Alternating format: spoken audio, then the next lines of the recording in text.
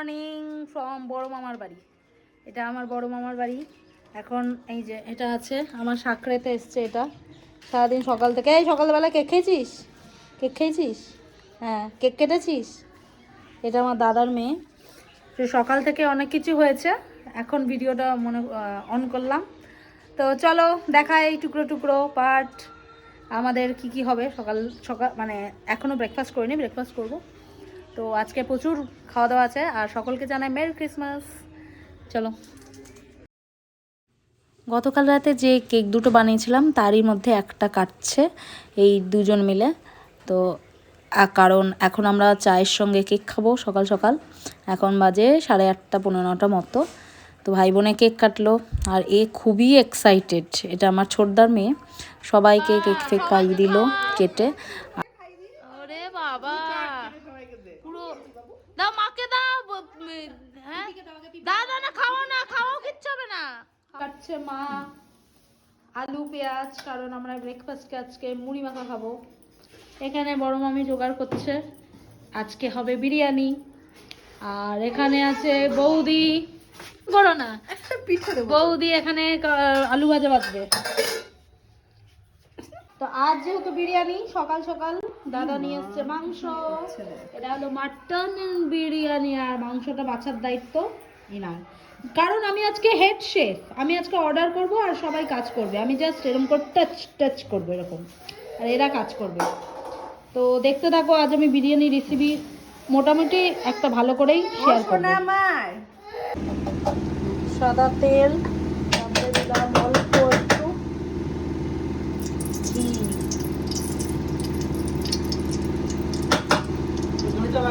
হ্যাঁ পরে লাগবে।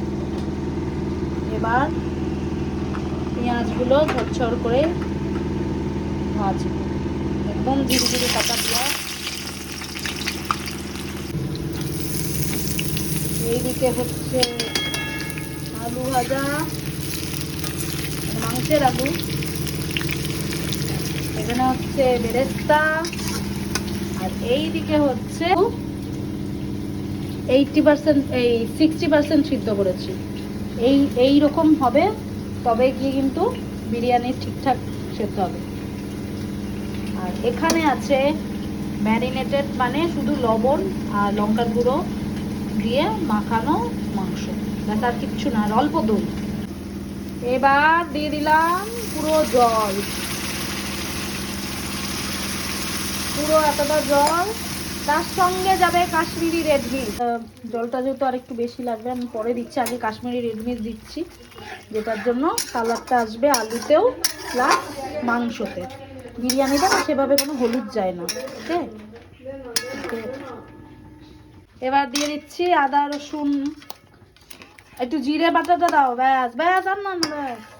এই কাঁচা গন্ধটা যাতে চলে যায়, তাই এখনই দিয়ে দিচ্ছি আদা রসুন বাটা। একটু জিরে বাটাও দেবো এর মধ্যে, ব্যাস দিয়ে দাও একটু জিরে বাটাটা। এই রসুন আদার যে ঝোলটা বানাচ্ছে, এই ঝোলটার মধ্যেই মাংসও সিদ্ধ হবে, আলুও সিদ্ধ হবে। আর একটু দাও জিরে বাটা, দাঁড়া বাবা, ব্যাস হয়ে গেছে। জিরে ধনে বাটা।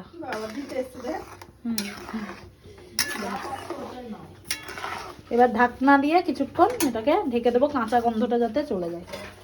চলো, আলু বাতাস আলু কম রান্না করে, তাই এখন দিয়ে দিচ্ছি এই সমস্ত আলু এক এক করে। আর অল্প লবণ আগে দিয়েছি, যখন পেঁয়াজ ভাজছিলাম আর আদা রসুনের সঙ্গে লবণ বাটা ছিল। যখন মাংসটা কষাবো আবার লবণ দেবো। এবার এই এক এক করে পুরো মাংসটা দিয়ে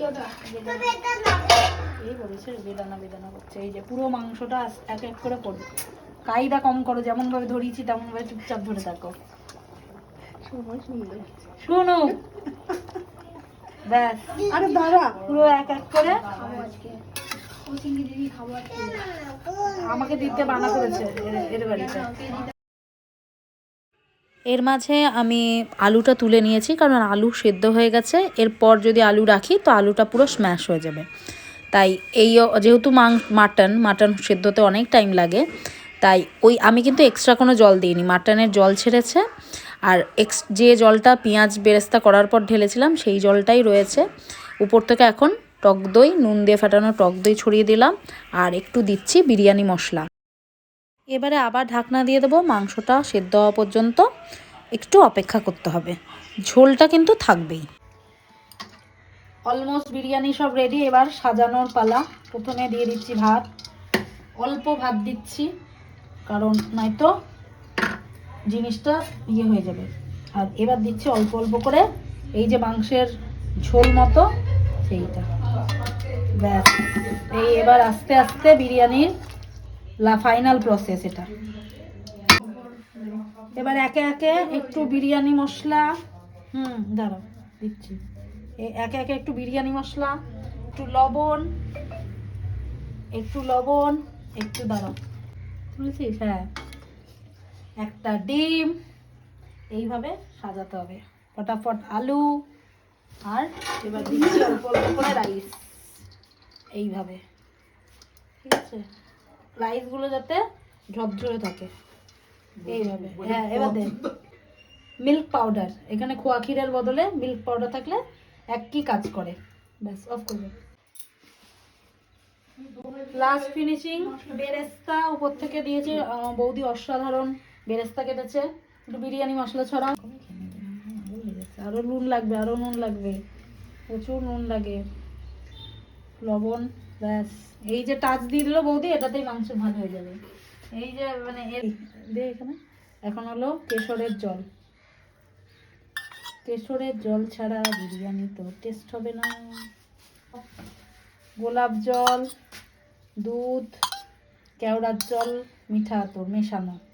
আমি না মানে ইয়েতে দিই না, মাংসতে দিই না, পরে লাস্টে এরকম বিরিয়ানিতে দিয়ে দিই। চলো, এটা হলো ডান। একটা হাঁড়ি দমে বসিয়ে দেবো, চলো। আমি হাঁড়িটা প্রথম চাটুর ওপরে বসিয়েছি, তারপর হাই হিটে মানে নর্মাল মিডিয়াম ফ্লেমে হাই হিটে 10 মিনিট, আর একদম সিম করে 10 মিনিট স্টিম করেছি।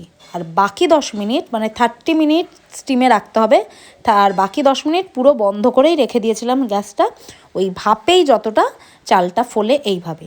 আর আমি এখানে ব্যবহার করেছি নাফিসের বিরিয়ানি চাল। আমি জানি না অনলাইনে পাওয়া যায় কি না, কিন্তু আমি বরাবর বাড়িতে করেছি কলকাতায় দাওয়াতের বিরিয়ানি চালে। বাকি অন্য কোনো চাল এত ভালো হয় না, নাফিসের বিরিয়ানি চাল এখানে অসাধারণ, আর দাওয়াতের চাল, এই দুটোই ইউজ করি। 4:30 পর্যন্ত বিরিয়ানির পর্ব চলেছে। এখন সন্ধ্যাবেলায় এসেছি আমার 3 নম্বর মামার বাড়ি, সেখানে এটা আমার আর একটা বোন, তো ওর সঙ্গে গল্পগুজব করে আড্ডা দিয়ে রাত্রেবেলা খাচ্ছি মেজো মামার বাড়িতে রুটি, বেগুন ভাজা, আর মামি বানিয়েছিল খেজুরের গুড়ের পায়েস, মানে নলেন গুড়ের পায়েস, জাস্ট অসাধারণ। এইভাবেই আজকের দিনটা খুব হৈ হৈ করে খাওয়া দাওয়া করে গল্পগুজব করে কাটলো। চলো, দেখা আছে নেক্সট আর একটা ভিডিওতে।